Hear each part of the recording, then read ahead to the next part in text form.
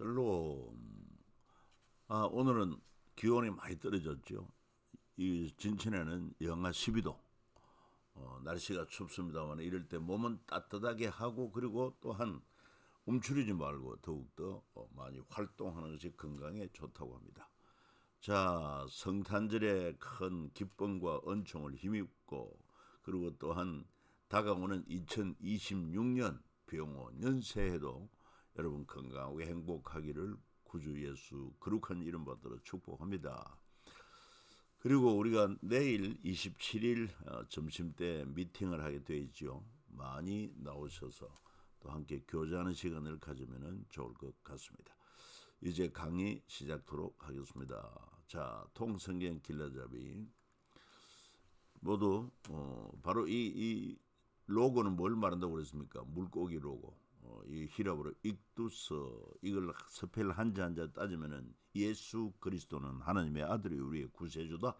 그렇습니다. 성경 한 권이 말하고 있는 핵심 메시지를 익두스, 초대 교인들은 이것을 하나의 자기들의 심볼로 삼고 암으로 삼았던 것을 알 수 있습니다.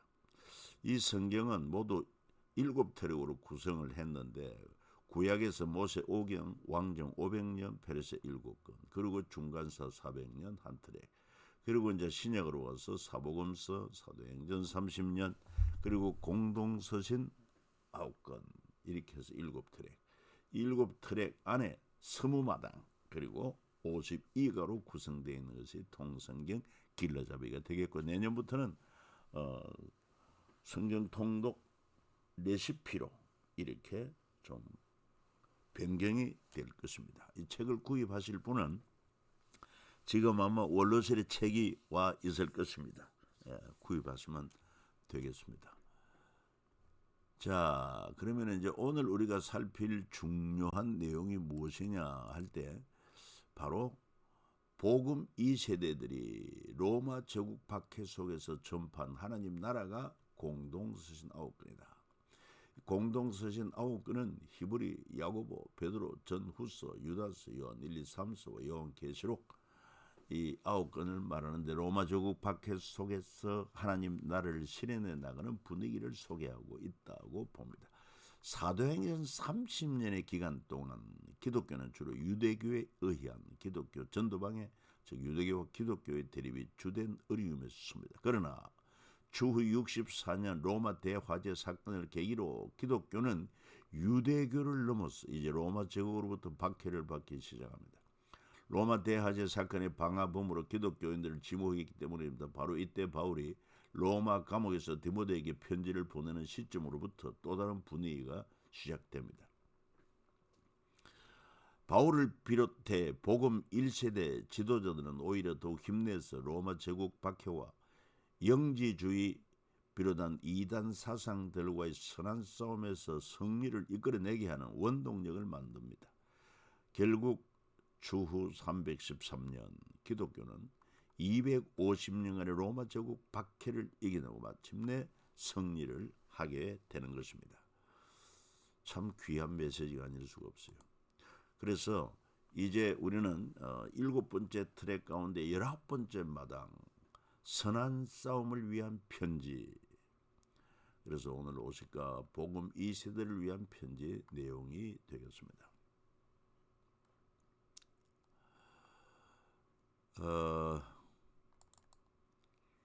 복음 2세대를 위한 편지에는 히브리, 야고보, 베드로, 전후서, 유다서, 이제 요한계시록 다음에 살피도록 하고요.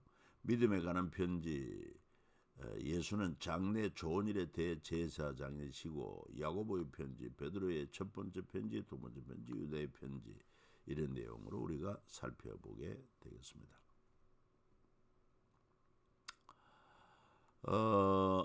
특히 복음 2세대, 바로 복음 2세대라고 하는 것은 1세대와 2세대 이렇게 구분하는데 1세대는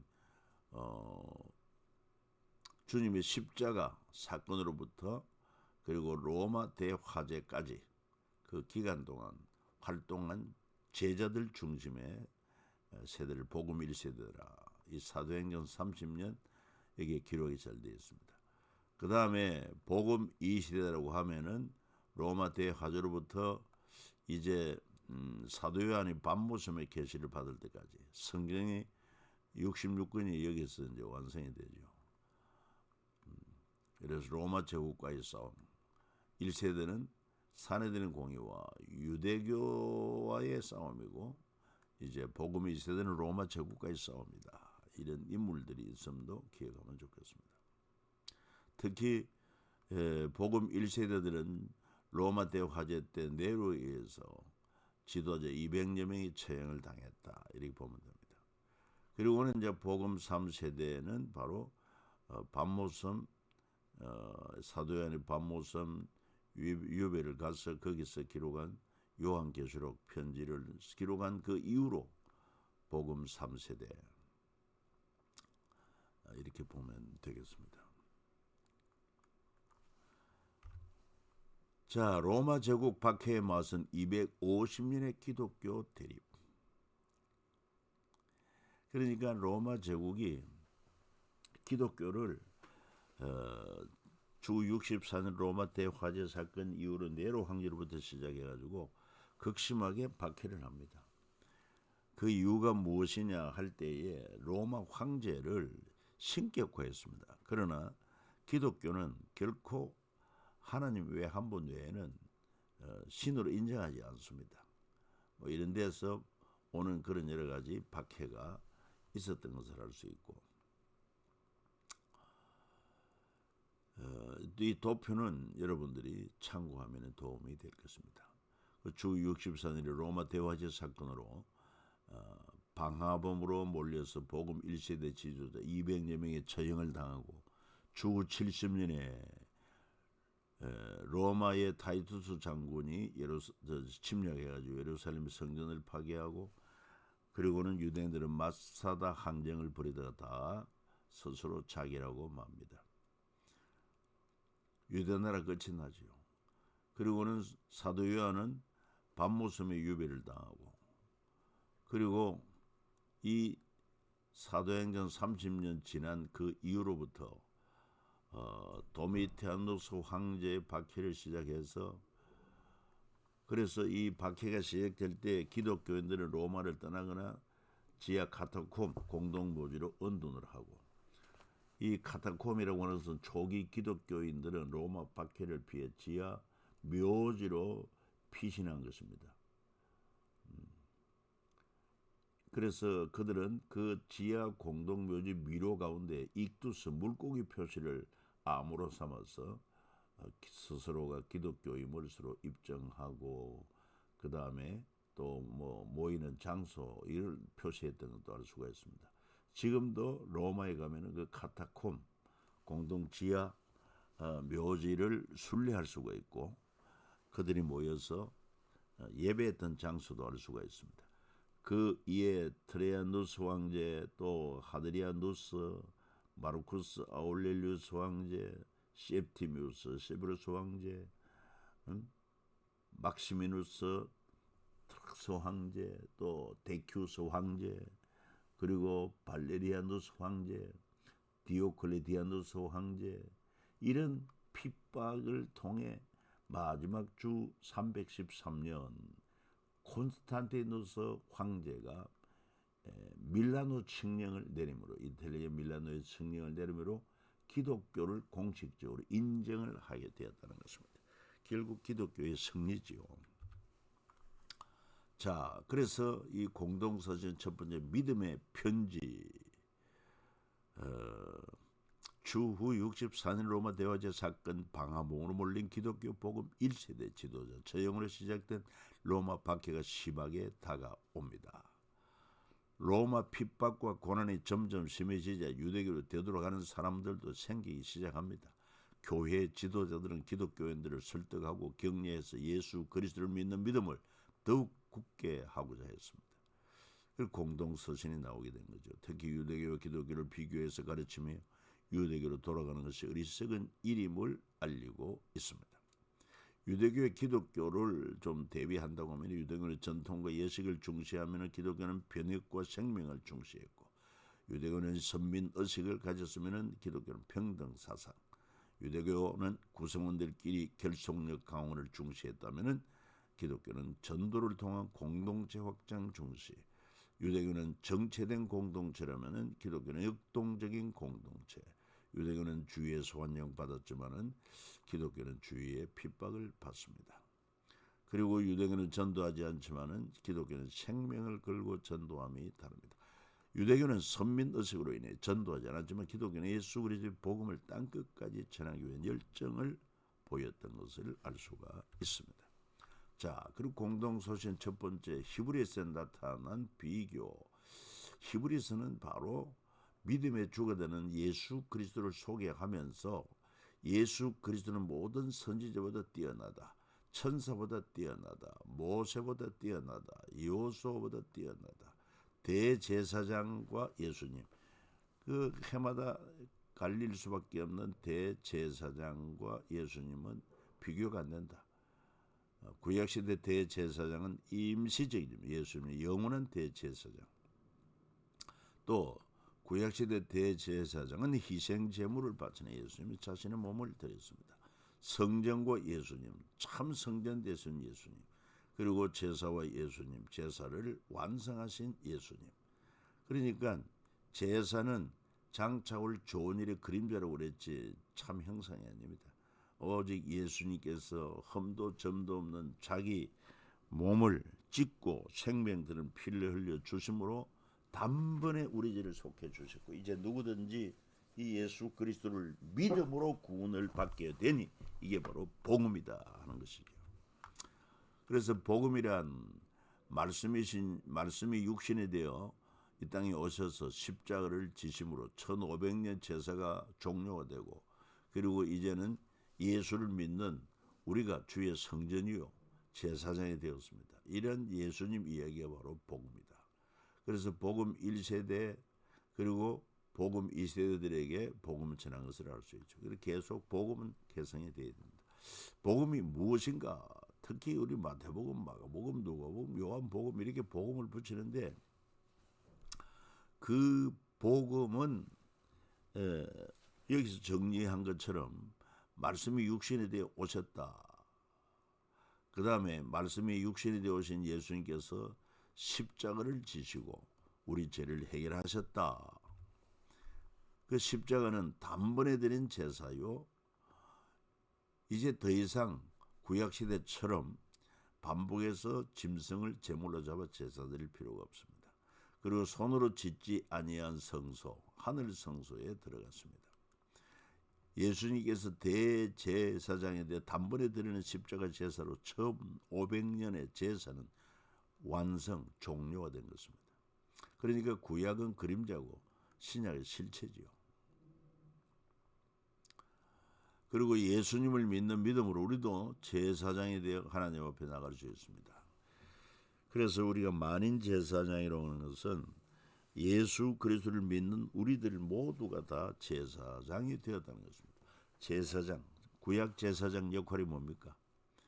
바로 죄인들을 거룩한 하나님과의 관계를 회복하기 위하여, 구약시대는 짐승의 죽음과 피로서 그 범죄자의 죄가 용서받았다는 것이 하나님 앞에 인정을 해주고 그런 관계가 회복되는 것이었지만은 이거는 그림자예요.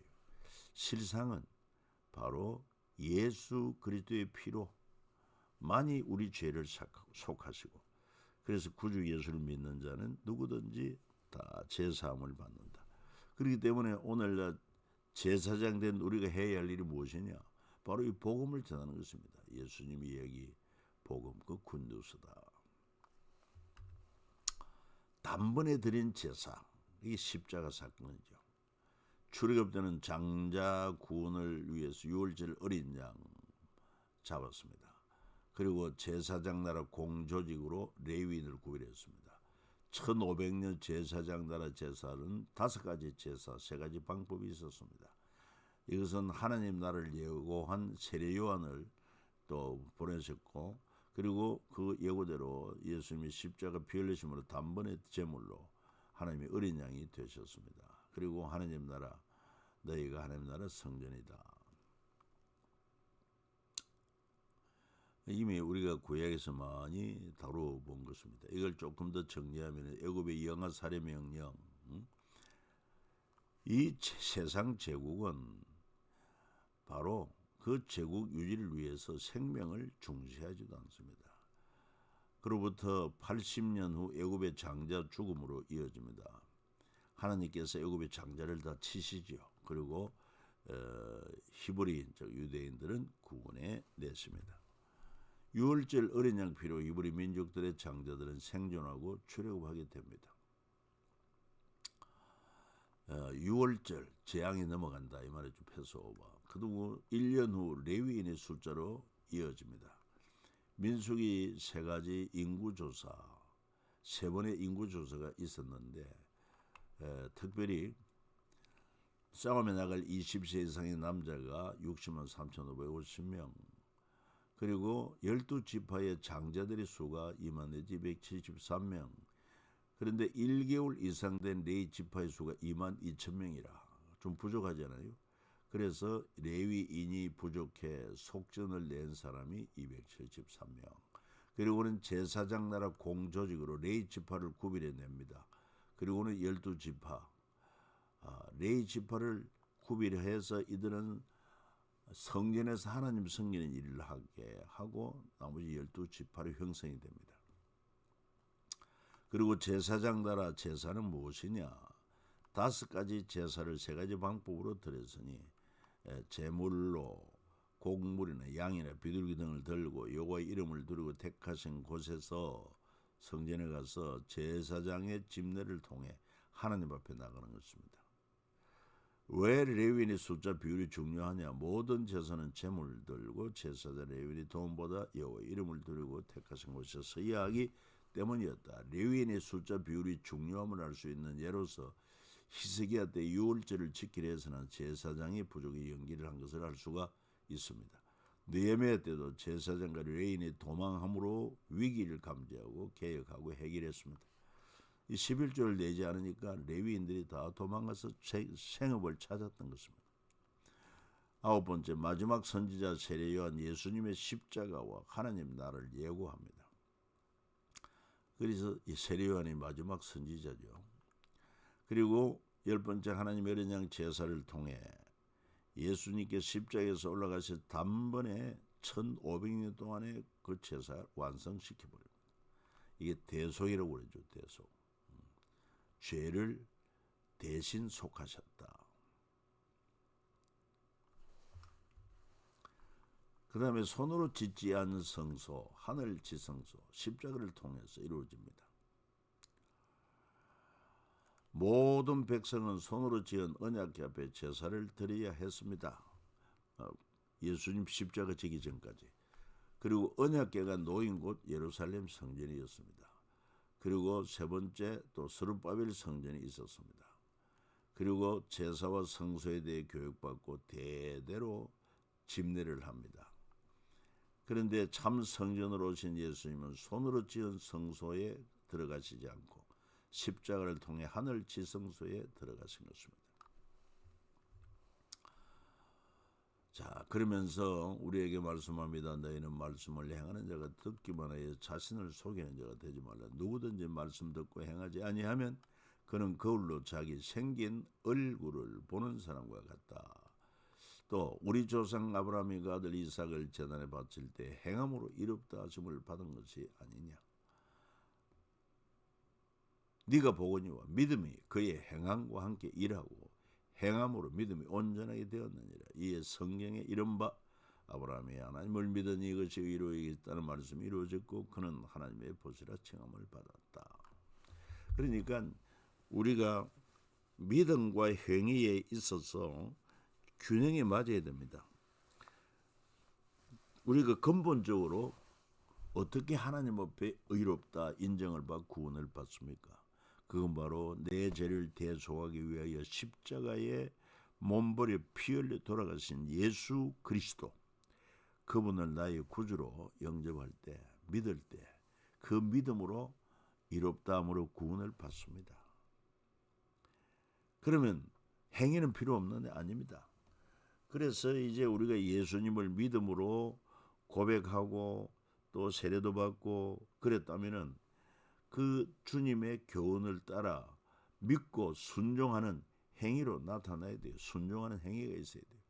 그래서 믿음과 행위는 하나다. 동전의 양면과 같은 것이 이것을 분리해서는 안 된다 하는 것을 우리가 꼭 기억해야 할 것입니다. 자, 그다음에 이제 야고보의 편지는 어떤 내용이냐? 야고보는 부활한 예수님의 남동생이고 부활한 예수님을 만났고 오순절 성령 강림을 기다렸고 예루살렘 공의의 의장이 되었고 예루살렘 교회의 기둥이 되었습니다.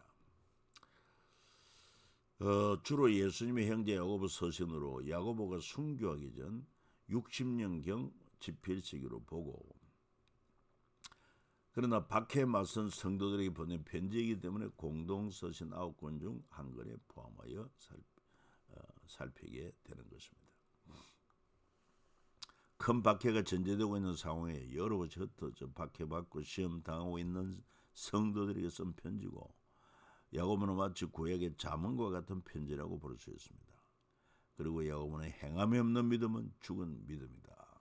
그러니까 실천적인 믿음, 순종하는 믿음, 이것을 강조하고 있습니다. 통어로 본 베드로의 이름은 베드로 반석이라는 것인데 아람어로 게바, 또 원래 그의 이름은 시몬, 유대교 이름은 시몬이다, 이렇게 알 수가 있습니다. 갈릴리 해변에서 고기 잡는 어부로 만나 가지고 그리고는 정말 예수님의 수제자가 되고 그리고 베드로전서, 베드로후서를 기록하고 그가 십자가에 거꾸로 못 박혀 순교했다는 그런 얘기가 전해집니다. 베드로전서의 내용은 박해가 갈수록 극심해지는 때 고난 핍박을 견디고 있는 성도들의 힘과 격려를 주기 위해 보낸 베드로의 두 통의 편지가 베드로 서신이다. 첫 번째 편지를 통해 마음으로 뜨겁게 피차 사랑하라. 너희 선한 일을 보고 오시는 날에 하나님께 영광을 돌리게 하려 함이라. 악한 말 거치고 입술로 거짓말하지 말고 악에서 떠나 선을 행하고 화평을 구하라. 선한 양심을 가지라. 이렇게 말하고 있습니다.